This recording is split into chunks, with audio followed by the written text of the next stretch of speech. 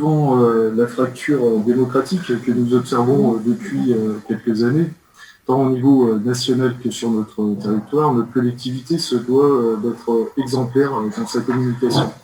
Cette dernière doit, entre autres, assurer une large représentativité des sensibilités et des opinions des citoyens.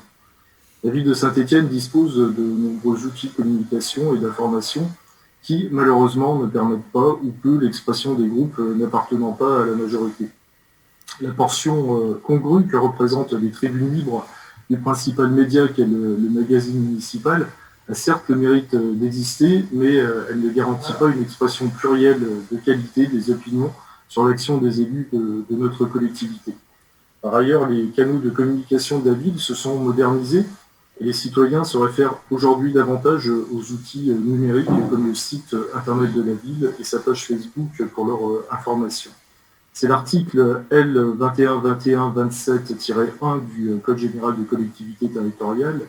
qui encadre le droit d'expression des élus n'appartenant pas à la majorité, en indiquant que dans les communes de 1000 habitants et plus, lorsque des informations générales sur les réalisations et sur la gestion du conseil municipal sont diffusées par la commune, un espace est réservé à l'expression des conseillers élus sur une liste autre que celle ayant obtenu le plus de voix lors du dernier renouvellement du conseil municipal ou ayant déclaré ne pas appartenir à la majorité municipale. Grâce à la nouvelle rédaction de cet article, où la notion de bulletin d'information générale a été remplacée par l'expression information générale, il est de jurisprudence constante que l'article L 2121-27.1 du CGCT s'applique à l'ensemble des supports numériques. Les conseillers n'appartenant pas à la majorité peuvent donc disposer d'un droit d'expression sur les supports numériques de la ville, notamment sur le site internet et sur la page Facebook.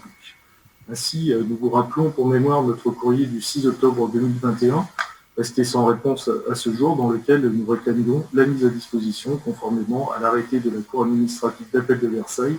en date du 17 avril 2009, d'un espace réservé aux élus n'appartenant pas à la majorité, sur le site internet de la ville de Saint-Étienne et sur la page Facebook de la collectivité. Monsieur le maire, pouvez-vous nous indiquer comment et sous quel délai la ville a prévu de se mettre en conformité avec la législation sur ce sujet et ainsi permettre aux citoyens d'accéder